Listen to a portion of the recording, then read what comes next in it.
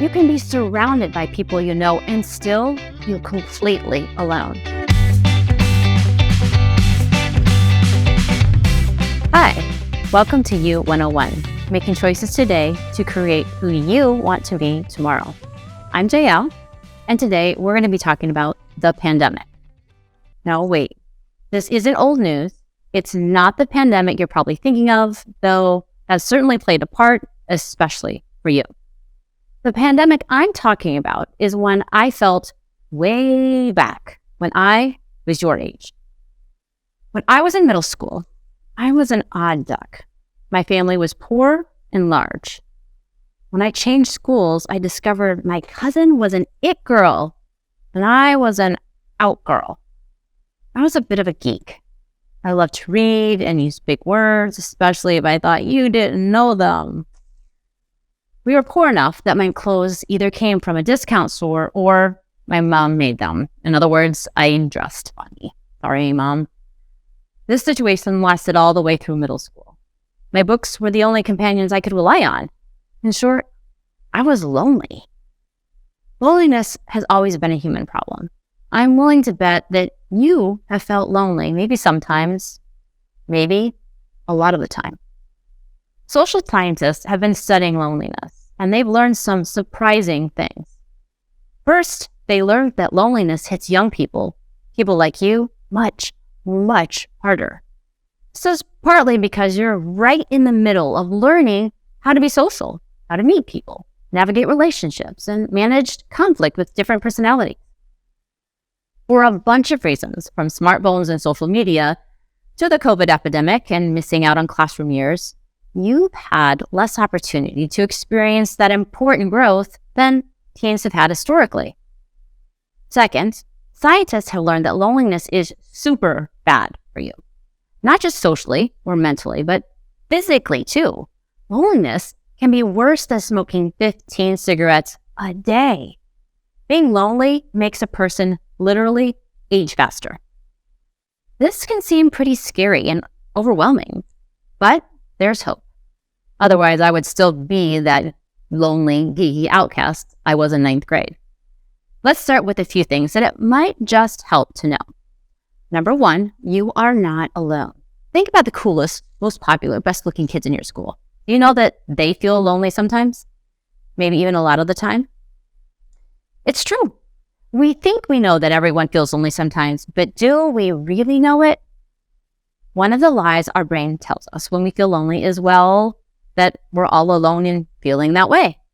Being lonely means feeling like nobody else knows how we feel, that it's just a me thing. It's not. Repeat this to yourself as much as you need to. I am not alone in sometimes feeling lonely. I am not alone in sometimes feeling lonely. I am not alone in sometimes feeling lonely. Everyone, even the cool kids and my teachers, feel lonely sometimes. Number two, loneliness is not an indicator of your worth. It doesn't mean you're weird or boring or ugly. Even if you are a little weird, which, as we learned in another You 101 video, is not a bad thing, it probably isn't the main reason you feel lonely. If loneliness is something that everyone feels, then loneliness can't be connected to a person's value, not theirs and not yours. Number three, loneliness comes in two different types. It can be helpful to know the type you most often feel. These two types of loneliness are social and emotional. Social loneliness happens when you feel like you have no groups to fit into.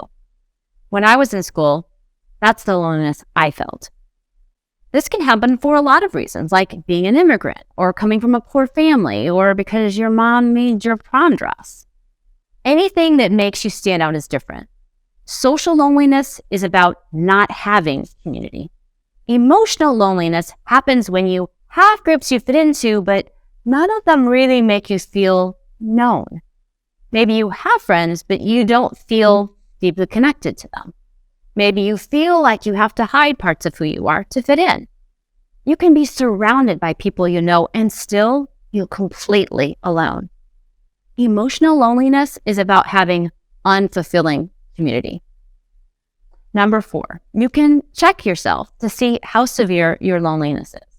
Some signs of loneliness are materialism, that is always chasing after new shiny things, getting lost on your phone or computer for longer than is good for you, or staying on it way past when you even remember why you picked it up. And the dreaded FOMO, fear of missing out, which not surprisingly happens way more during those hours mindlessly scrolling on your phone. And the 5th thing to know about loneliness is you don't have to be imprisoned by it. Loneliness isn't your fault, but it's in your control to do something about it.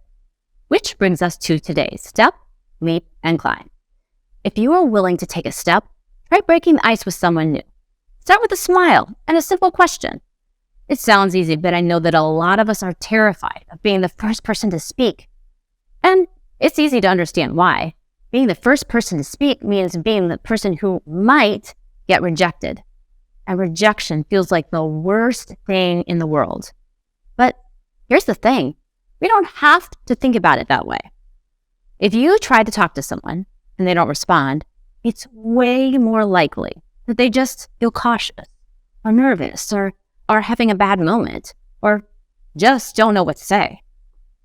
If you try to break the ice and it goes meh, instead of feeling rejected, you could just shrug and assume it probably wasn't you at all, because most likely it wasn't. Forget about it and try again tomorrow or next week. And the next time, it might just get a little easier. If you're geared up for a leap, find someone you want to get to know better and give them a compliment. But be smart about it.